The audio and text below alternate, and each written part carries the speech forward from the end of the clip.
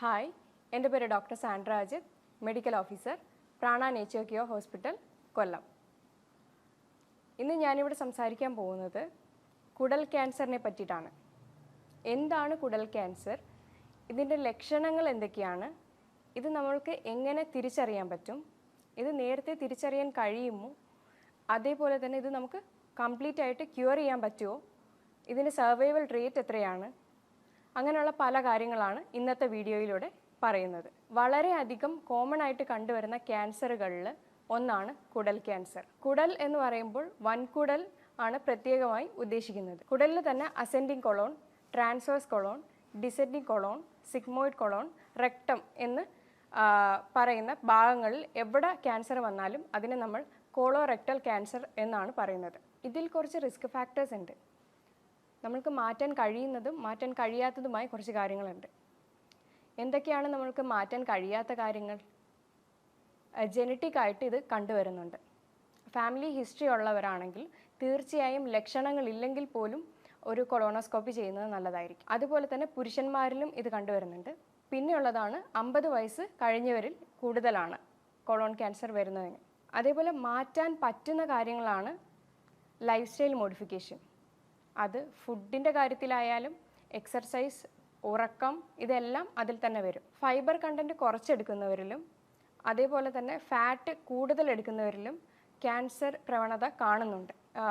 ഫൈബറിൻ്റെ അളവ് കൂട്ടിയെടുക്കുന്നത് നല്ലതായിരിക്കും. അതുപോലെ തന്നെയാണ് നമ്മുടെ സ്മോക്കിംഗ്, ആൽക്കഹോൾ അങ്ങനെയുള്ള ഉപയോഗമുള്ളവരാണെങ്കിൽ അത് തീർച്ചയായും നിർത്തേണ്ടതാണ്.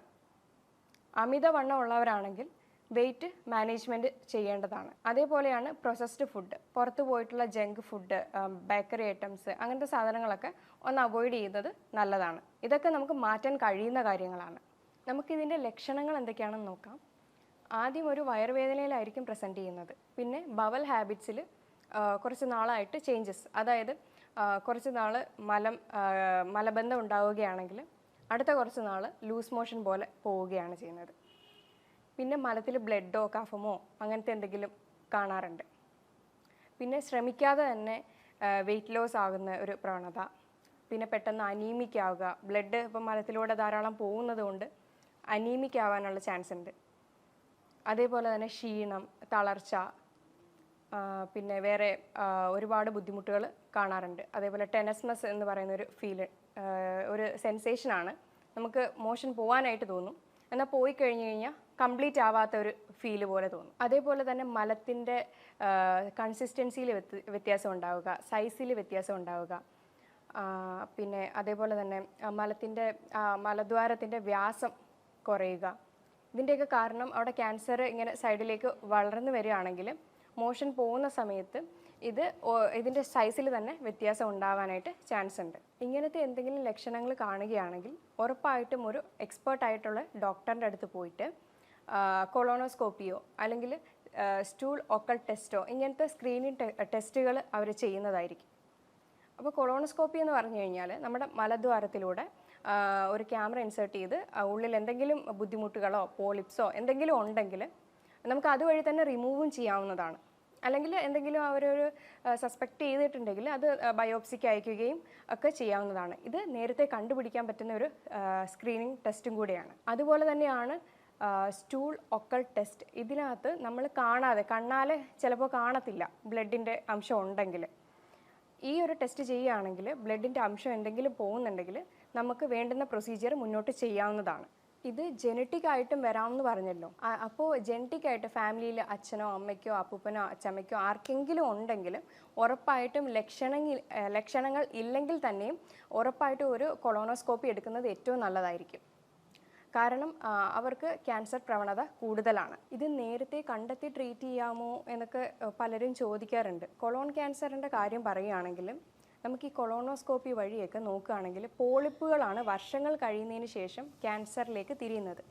അപ്പോൾ എന്തെങ്കിലും പോളിപ്പോ കാര്യങ്ങളോ ഉണ്ടെങ്കിൽ നമുക്കത് അവിടുന്ന് റിമൂവ് ചെയ്തെടുക്കാവുന്നതേ ഉള്ളൂ. അപ്പോൾ ഇത് യഥാർത്ഥത്തിൽ നമുക്ക് സ്റ്റാർട്ടിങ്ങിൽ തന്നെ കണ്ടുപിടിക്കുകയാണെങ്കിൽ മൊത്തത്തിൽ മാറ്റാൻ പറ്റുന്ന ഒരു ക്യാൻസറാണ്, അതായത് ക്യാൻസറിൻ്റെ പ്രവണതയാണ്. മലത്തിലൂടെ ബ്ലീഡിങ് പോകുമെന്ന് ഞാൻ പറഞ്ഞായിരുന്നു. പക്ഷേ പലരും ഇത് ശ്രദ്ധിക്കുന്നില്ല. ചിലപ്പോൾ ഒന്നും നോക്കാതെ നമ്മുടെ ഈവൻ ടോയ്ലറ്റിൽ ഇപ്പോൾ ഇരിക്കുന്ന ശീലവേ കറക്റ്റല്ല. എല്ലാവരും ഫോണും കൊണ്ടും ന്യൂസ് പേപ്പറും ഒക്കെ കൊണ്ടിട്ടാണ് ഇരിക്കുന്നത്. അപ്പോൾ ഇരുന്ന് കാര്യം കഴിഞ്ഞിട്ട് ഫ്ലഷ് ചെയ്ത് പോവുകയാണ് പതിവ്. പക്ഷേ എന്നാൽ ചിലരിത് നോട്ട് ചെയ്യുന്നുണ്ടാവും. അത് വലിയ കാര്യമാക്കത്തില്ല, വല്ല പൈൽസോ അങ്ങനത്തെ എന്തെങ്കിലും കാര്യമാണെന്ന് പറഞ്ഞിട്ട് അത് അവഗണിക്കുകയാണ് പതിവ്. പക്ഷേ ഇത് ശരിയാണോ എന്ന് തോന്നുന്നുണ്ടോ? കാരണം ചിലപ്പോൾ ഇത് ക്യാൻസർ ആയേക്കാം, ക്യാൻസറിന് കാരണമായേക്കാം. ഇനി നമുക്കിതിൻ്റെ സർവൈവൽ റേറ്റ് നോക്കാം. സർവൈവൽ റേറ്റ് എന്ന് പറയുമ്പോൾ 5 years ആണ്. അപ്പോൾ അത് പറയുന്നത് എന്ന് പറയുമ്പോൾ സ്റ്റേജ് 1ഉം 2ഉം വരുമ്പോൾ 85%ഓളമാണ്. എന്നാൽ സ്റ്റേജ് 3ഉം 4ഉം ഒക്കെ ആണെങ്കിൽ 15% ഉണ്ടാവത്തുള്ളൂ. അതുകൊണ്ട് തന്നെ റിസ്ക് എടുക്കാതെ ഒരു കൊളോണോസ്കോപ്പി ചെയ്യുന്നത് ഏറ്റവും നല്ലതായിരിക്കും. അത് ചിലപ്പോൾ ജെനറ്റിക്കായിട്ട് എന്തെങ്കിലും ബുദ്ധിമുട്ടുള്ളവരാണെങ്കിൽ ഉറപ്പായിട്ടും ലക്ഷണങ്ങൾ കാണിച്ചില്ലെങ്കിൽ പോലും പോയി ഒരു കൊളോണോസ്കോപ്പി എടുക്കുക. ഇല്ലെന്നുണ്ടെങ്കിൽ 50 വയസ്സ് കഴിഞ്ഞവരാണെങ്കിൽ ഒരു 10 വർഷം കൂടുമ്പോഴെങ്കിലും ഒരു കൊളോണോസ്കോപ്പി എടുക്കുന്നത് നല്ലതായിരിക്കും. എന്നാൽ പലപ്പോഴും ഓരോരുത്തർ ചോദിക്കുന്നതാണ്, വയറ്റിൽ മലം കെട്ടിക്കിടക്കുന്നതും ഗ്യാസ് കെട്ടിക്കിടക്കുന്നതും ഒക്കെ ക്യാൻസറിന് കാരണമാകാറുണ്ടോ എന്ന്. ശരിക്കും ഇതൊരു പരിധി വരെ ക്യാൻസറിന് കാരണമായേക്കാം. നമ്മൾ ചിലപ്പോൾ അവഗണിക്കുന്ന ഒന്നും കൂടി ആയിരിക്കും ഇത്. നമ്മുടെ വയറ്റിൽ നിന്ന് മലം പോവാതെ നിൽക്കുമ്പോൾ അതെന്താണ് അതിൻ്റെ കാരണം എന്നൊന്നും ആരും പ്രത്യേകിച്ച് പോയി തിരക്കാറില്ല. എന്നാൽ ഇത് അങ്ങനെ വിടാതിരിക്കുന്നതായിരിക്കും ഏറ്റവും നല്ലത്. എന്തെങ്കിലും അങ്ങനെ ബുദ്ധിമുട്ടുണ്ടെങ്കിൽ ഉറപ്പായിട്ടും ഒരു ഡോക്ടറിനെ കൺസൾട്ട് ചെയ്യേണ്ടതാണ്. അതല്ലാതെ വീട്ടിൽ തന്നെ മാറ്റാൻ പറ്റും എന്ന് തോന്നിക്കഴിഞ്ഞാൽ അതിനുള്ള കാര്യങ്ങൾ ചെയ്യുക. ലൈഫ് സ്റ്റൈൽ മോഡിഫിക്കേഷൻ ചെയ്യുക, ജീവിതശൈലിയിൽ മാറ്റങ്ങൾ വരുത്തുക. അതായത് വെള്ളം കുടിക്കുക, നന്നായിട്ട് എക്സസൈസ് ചെയ്യുക, അതിന് വേണ്ടുന്ന ഭക്ഷണങ്ങൾ കഴിക്കുക, ഫൈബർ കണ്ടൻറ്റ് അടങ്ങിയത് കഴിക്കുക. അങ്ങനെ കുറേ കാര്യങ്ങൾ നമുക്ക് വീട്ടിൽ തന്നെ ചെയ്യാൻ പറ്റുന്നതാണ്. ഇനി ഇതിലും മാറിയില്ലെങ്കിൽ ഉറപ്പായിട്ടും ഒരു ഡോക്ടറിനെ കൺസൾട്ട് ചെയ്യേണ്ടത് അത്യാവശ്യമാണ്. ഇതൊക്കെ ഗട്ടിലെ ബാക്ടീരിയയുടെ പ്രശ്നവും കൂടെയാണ്.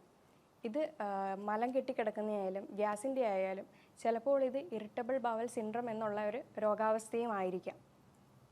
അതുകൊണ്ട് ഉറപ്പായിട്ടും അതെന്താണ് അതിൻ്റെ റൂട്ട് കോസ് എന്ന് കണ്ടുപിടിക്കുന്നത് വളരെ നല്ലതാണ്. നമ്മുടെ ഗട്ട് ക്ലിയർ അല്ലെങ്കിൽ പല ബുദ്ധിമുട്ടുകളും നമുക്കുണ്ടാകും. നമ്മൾക്ക് എല്ലാവർക്കും അറിയുന്ന കാര്യമാണ് നമ്മുടെ കുടലിൽ ഒരുപാട് ബാക്ടീരിയാസ് ഉണ്ടെന്ന്. അത് നല്ല ബാക്ടീരിയാസും ഉണ്ട്, ചീത്ത ബാക്ടീരിയാസും ഉണ്ട്. ഒരു പരിധിയിൽ കൂടുതൽ നല്ല ബാക്ടീരിയാസ് ആയാലും ചീത്ത ബാക്ടീരിയ ആയാലും അത് കൂടിക്കഴിഞ്ഞു കഴിഞ്ഞാൽ പല ബുദ്ധിമുട്ടുകളും ഉണ്ടാകും. പ്രത്യേകിച്ച് ഇതേപോലത്തെ മലം കെട്ടിക്കിടക്കുന്നതും ഗ്യാസ് ഉണ്ടാകുന്നതും ഒക്കെ പ്രശ്നങ്ങൾ ഉണ്ടാക്കാറുണ്ട്. ഈ ബാക്ടീരിയാസിൻ്റെ അളവ് കൂടാൻ സാധാരണ നമ്മൾ അളവ് കുറയുമ്പോൾ ഉള്ള കാര്യമാണ് കൂടുതലും പറയുന്നത്, പ്രോബയോട്ടിക്സ് പ്രീബയോട്ടിക്സ് ഒക്കെ എടുക്കാൻ. പക്ഷേ ഇത് കൂടുമ്പോൾ ഉള്ളത് നമ്മളങ്ങനെ കേട്ടിട്ടില്ല. ഇത് ബാക്ടീരിയാസിൻ്റെ അളവ് കൂടുന്നത് എപ്പോഴൊക്കെയാണെന്ന് നമുക്ക് നോക്കാം. ദഹനം കറക്റ്റ് ആവാതിരിക്കുമ്പോഴാണ് ഇങ്ങനത്തെ ബുദ്ധിമുട്ടുകളും കാര്യങ്ങളും ഉണ്ടാകുന്നത്. ഇതേപോലെ ബാക്ടീരിയാസിൻ്റെ അളവ് കൂടിക്കഴിഞ്ഞാലും നമുക്ക് ന്യൂട്രിയൻ ഡെഫിഷ്യൻസീസും ഉണ്ടാകാനുള്ള ചാൻസസ് കൂടുതലാണ്. നമ്മൾ കുറേ കാലമായിട്ട് ഗ്യാസിൻ്റെ മെഡിസിൻസ് എടുക്കുന്നവരാണെങ്കിൽ, അല്ലെങ്കിൽ ആൻറ്റാസിഡ് എന്ന് പറയുമ്പോൾ നമ്മുടെ വയറ്റിലുള്ള ഹൈഡ്രോക്ലോറിക് ആസിഡ്, അതായത് ദഹനരസം, അതിനെ കുറയ്ക്കാൻ വേണ്ടിയിട്ട് നെഞ്ചരിച്ചിലും കാര്യങ്ങളും ഉള്ളവരൊക്കെ അത് കഴിക്കാറുണ്ട്. അപ്പോൾ അത് സ്ഥിരമായിട്ട് കഴിച്ച് നമ്മുടെ വയറ്റിലുള്ളിൽ ആ ഒരു ഹൈഡ്രോക്ലോറിക് ആസിഡിനെ കുറയ്ക്കുമ്പോൾ നമുക്ക് ഈ ഒരു ബാക്ടീരിയാസിൻ്റെ ഓവർ ഗ്രോത്ത് അവിടെ ഉണ്ടാവുകയാണ് ചെയ്യുന്നത്. കറക്റ്റ് ഒരു ഹൈഡ്രോക്ലോറിക് ആസിഡിൻ്റെ അളവ് മെയിൻറ്റെയിൻ ചെയ്യുമ്പോൾ മാത്രമാണ് നമുക്ക് അവിടെ ഗട്ട് മൈക്രോബ്സും കറക്റ്റ് ഒരു അളവിൽ മെയിൻറ്റെയിൻ ചെയ്ത് പോകുന്നത്. ഇത് കുറയുമ്പോൾ ബാക്ടീരിയാസിൻ്റെ അളവ് കൂടുകയാണ് ചെയ്യുന്നത്. ഇതേപോലെ തന്നെയാണ് ദഹനം പ്രോപ്പറായിട്ടില്ലെങ്കിലും ഇതേ ബുദ്ധിമുട്ടുകളെല്ലാം നമുക്ക് വരാം, ബാക്ടീരിയൻ്റെ ഓവർ ഗ്രോത്ത് ഉണ്ടാവാം. പിന്നെ അതെങ്ങനെയാണെന്ന് വെച്ച് കഴിഞ്ഞാൽ നമ്മൾ ഭക്ഷണം കഴിക്കുമ്പോൾ അതിൻ്റെ കൂടെ വെള്ളം കുടിക്കുക. ഒന്നെങ്കിൽ അരമണിക്കൂർ മുന്നെയോ അല്ലെങ്കിൽ 1.5 മണിക്കൂർ ശേഷമോ മാത്രം കുടിക്കാനായിട്ട് ശ്രദ്ധിക്കുക. ഇല്ലെന്നുണ്ടെങ്കിൽ ഇത് നമ്മുടെ ദഹനരസമായിട്ട് മിക്സ് ചെയ്ത് നമ്മുടെ ഫുഡൊന്നും ഡൈജസ്റ്റ് ചെയ്യാതെ ദഹനം നടക്കാതെയാണ് പോകുന്നത്. അപ്പോൾ നമുക്ക് ന്യൂട്രിയൻസിൻ്റെ ഒക്കെ ഡെഫിഷ്യൻസീസ് വരാൻ ചാൻസ് ഉണ്ട്. പിന്നെ ഞാൻ പറഞ്ഞല്ലോ ഏജ് ഒരു ഫാക്ടറാണെന്ന്. ഏജ് എന്ന് പറയുമ്പോൾ ഏജ് കൂടുന്തോറും നമ്മൾക്ക് ശരീരത്തിൽ ഒരു സെൽഫ് ഡിസ്ട്രക്ഷൻ കപ്പാസിറ്റി അത് കുറഞ്ഞുകൊണ്ടിരിക്കുകയാണ്. നമ്മൾക്ക് നോർമലി ബോഡിയിലൊരു സെൽഫ് ഡിസ്ട്രക്ഷൻ കപ്പാസിറ്റി ഉണ്ട്. അപ്പോൾ ദിവസവും കോടാനുകോടി കോശങ്ങളെല്ലാം നശിച്ചുകൊണ്ടിരിക്കുന്നു, അത് ഊർജ്ജമായി മാറുന്നു, അങ്ങനെ ഒരു പ്രോസസ്സ് നടക്കുന്നുണ്ട്. എന്നാൽ ഏജ് കൂടുന്തോറും ഈ ഒരു പ്രക്രിയ കുറഞ്ഞു വരും. അപ്പോൾ ഇതേ കോശങ്ങളെല്ലാം അടിഞ്ഞുകൂടി അവിടെ ഇരുന്ന് അത് ക്യാൻസർ ഫോർമേഷനിലേക്ക് മാറുന്നതാണ്. അതാണ് ഏജ് കൂടുമ്പോൾ ക്യാൻസർ പ്രവണത കൂടുതലാണെന്ന് പറയുന്നത്. നമ്മൾ പറഞ്ഞല്ലോ കുടലിലെ ബാക്ടീരിയയുടെ അളവ് കൂടുമ്പോൾ നമുക്ക് ന്യൂട്രിയൻ ഡെഫിഷ്യൻസീസ് ഉണ്ടാവുമെന്ന്. അത് ഏതൊക്കെയാണെന്ന് നമുക്ക് നോക്കാം. Vitamin B12, calcium, iron, thiamine, niacin, ഇങ്ങനെയുള്ള പല സാധനങ്ങളും നമ്മുടെ ശരീരത്തേക്ക് അബ്സോർബ് ആകില്ല. അപ്പോൾ ഇങ്ങനെയുള്ള പല ബുദ്ധിമുട്ടുകളും നമുക്ക് ഉണ്ടാകും. ഇപ്പോൾ അയൺ കുറയുകയാണെങ്കിൽ അനീമിക് ആകും, അതേപോലെ കാൽഷ്യം കുറയുകയാണെങ്കിൽ എല്ല് തേയ്മാനം ഉണ്ടാകും, അതേപോലെ തന്നെ B12 ഒക്കെ ഡെഫിഷ്യൻസീസ് വരുവാണെങ്കിൽ നമുക്ക് അഗെയിൻ അനീമിക് ആകുകയാണ് ചെയ്യുന്നത്. നമ്മൾ പറഞ്ഞു ഏജ് ഒരു ഫാക്ടറാണെന്ന്. അതേപോലെ തന്നെയാണ് ഏജ് ഹൈഡ്രോക്ലോറിക് ആസിഡ്, അതായത് നമ്മുടെ സ്റ്റൊമക്കിലെ ദഹനരസത്തെയും കുറയ്ക്കും. കാരണം കുറയ്ക്കും എന്നല്ല, ഏജ് കൂടുന്തോറും ഈ ഒരു ദഹനരസത്തിൻ്റെ സെക്രീഷനും കുറയും. അതേപോലെ തന്നെയാണ് ഡയബറ്റിക് പേഷ്യൻസിലും ആ ഒരു ആസിഡ് pHന് വ്യത്യാസം വരികയാണ് ചെയ്യുന്നത്. അപ്പോൾ ദഹനത്തിന് പിന്നെയും ബുദ്ധിമുട്ടുണ്ടാക്കുന്നു. ഓക്കെ, നമുക്കിനി എങ്ങനെ ബാക്ടീരിയൽ ഓവർ ഗ്രോത്തിനെ മാനേജ് ചെയ്യാൻ നോക്കാം. ആദ്യമായിട്ട് നമ്മൾ ഷുഗർ കണ്ടന്റ് തന്നെയാണ് കുറയ്ക്കേണ്ടത്. ഷുഗറിൻ്റെ കണ്ടന്റ് ഓവറായിട്ട് ചെല്ലുമ്പോൾ ഇത് വളരാനുള്ള ചാൻസ് കൂടുതലാണ്, അത് മൾട്ടിപ്ലൈ ചെയ്യാം. അപ്പോൾ നമ്മൾ ഈ ഷുഗർ കണ്ടന്റ് കുറയ്ക്കുകയാണെങ്കിൽ ഈ ഒരു ബുദ്ധിമുട്ടുണ്ടാകത്തില്ല.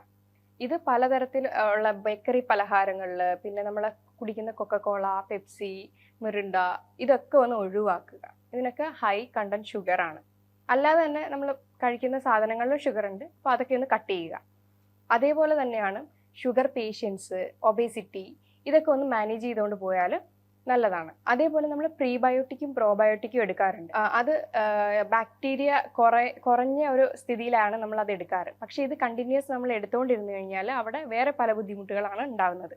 അപ്പോൾ ഇതൊന്ന് മാനേജ് ചെയ്ത് കൊടുക്കുക, നമ്മളൊന്ന് കുറയ്ക്കുക അല്ലെങ്കിൽ കുറച്ച് നാളത്തേക്കൊന്ന് ഒഴിവാക്കുക. അപ്പോൾ ഇതൊന്ന് ശരിയായി വരും. അപ്പോൾ ഈ പ്രീബയോട്ടിക്കിലും പ്രോബയോട്ടിക്കിലും ഒക്കെ വരുന്നത് തന്നെയാണ് ഫൈബറും. ഇപ്പോൾ ഫൈബറൊക്കെ ഈ ഒരു സമയത്ത് നമ്മൾ അധികമായിട്ട് എടുത്തു കഴിഞ്ഞാൽ പ്രശ്നമാണ് ഉണ്ടാകുന്നത്. പ്രത്യേകിച്ചും നമ്മൾ വെജിറ്റബിൾസിലും സോല്യുബിൾ ഫൈബേഴ്സ്, ഇൻസോല്യുബിൾ ഫൈബേഴ്സും ഒക്കെ എടുക്കുന്നവരാണ്, അതും ഗട്ട് ഹെൽത്ത് നേരെയാവാൻ വേണ്ടിയിട്ട്. പക്ഷേ ഈ സമയത്ത് ഇതൊക്കെ ഒന്ന് കൺട്രോൾ ചെയ്ത് കൊടുക്കുന്നത് നല്ലതായിരിക്കും. പിന്നെ പയറ്, കടല, പിന്നെ വെജിറ്റബിളിൽ ക്രൂസിഫർ വെജിറ്റബിൾ എന്ന് പറയുന്ന കോളിഫ്ലവർ, ബ്രൊക്കോളി, ക്യാബേജ്, ഇതൊക്കെ കുക്ക് ചെയ്ത ഉടനെ ചൂടോടെ കഴിക്കുമ്പോൾ ഇതിൻ്റെ ഉള്ളിലെ കാർബോഹൈഡ്രേറ്റും ഫൈബറും ഒക്കെ ഒന്ന് വേർതിരിയും. അപ്പോൾ അതിൻ്റെ ആ ഒരു സാധാ ഉണ്ടാക്കുന്ന പ്രശ്നങ്ങളൊന്നും ഉണ്ടാക്കാറില്ല. അതുകൊണ്ട് തന്നെയാണ് ചൂടോടെ കഴിക്കണം എന്ന് പറയുന്നത്. പിന്നെ ആപ്പിൾ സിഡർ വിനെഗർ, അതൊരു 2 ടേബിൾ സ്പൂൺ എടുക്കുക. 1 ഗ്ലാസ് വെള്ളത്തിൽ നന്നായിട്ട് മിക്സ് ചെയ്ത് എന്നും രാവിലെ ആഹാരത്തിന് മുന്നേ ആയിട്ടോ അല്ലെങ്കിൽ ഒരുപാട് ബുദ്ധിമുട്ടുണ്ടാക്കുന്നെങ്കിൽ ആഹാരം കഴിച്ചിട്ടോ കഴിക്കാവുന്നതാണ്. ഇത് നമ്മുടെ ആസിഡ് പ്രൊഡക്ഷനെ കൂട്ടുകയും ചെയ്യും. അപ്പോൾ ആസിഡ് പ്രൊഡക്ഷൻ കറക്റ്റായിട്ടുണ്ടെങ്കിൽ, അതായത് നമ്മുടെ ശരീരത്തിലുള്ള വയറ്റിലുള്ള ദഹനരസമായിട്ടുള്ള ഹൈഡ്രോക്ലോറിക് ആസിഡിൻ്റെ അളവ് നിയന്ത്രിക്കുകയും അതേപോലെ ബാക്ടീരിയയുടെ ഓവർ ഗ്രോത്ത് തടയുകയും ചെയ്യും. അപ്പോൾ ഈ പറഞ്ഞ കാര്യങ്ങളൊക്കെ ഫോളോ ചെയ്യാൻ പറ്റുന്നതാണ്. ഇതിലും വലിയ ബുദ്ധിമുട്ടുകളോ കാര്യങ്ങളോ ഒക്കെ ഉണ്ടെങ്കിൽ ഉറപ്പായിട്ടും ഒരു എക്സ്പേർട്ടിനെ കൺസൾട്ട് ചെയ്യേണ്ടത് വളരെ അത്യാവശ്യമാണ്. അപ്പം ഞാൻ ഈ പറഞ്ഞ കാര്യങ്ങളിൽ എന്തെങ്കിലും സംശയങ്ങളുണ്ടെങ്കിലും താഴെ കൊടുത്തിരിക്കുന്ന നമ്പറിൽ കോൺടാക്ട് ചെയ്യുക. ഇനി മറ്റൊരു ഹെൽത്ത് ടോപ്പിക്കുമായി വീണ്ടും കാണാം. Thank you.